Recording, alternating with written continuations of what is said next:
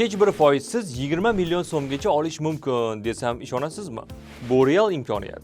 O'z biznesingizni boshlamoqchisiz, lekin mablag' yetmayapti. Bunday paytda davlat kambag'al oilalar reyestridagi fuqarolarga sudda taklif qilyapti. Hech bir foizsiz, lekin qaytariladigan yordam sifatida.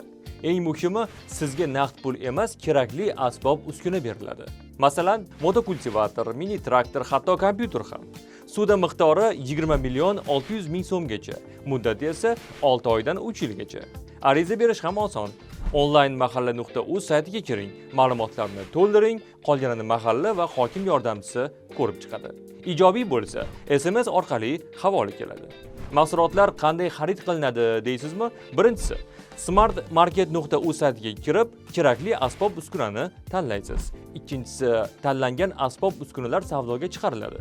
Uchinchisi, savdo yakunlangach, 3 tomonlama shartnoma imzolanadi, ya'ni fuqaro, ta'minotchi, jamg'arma.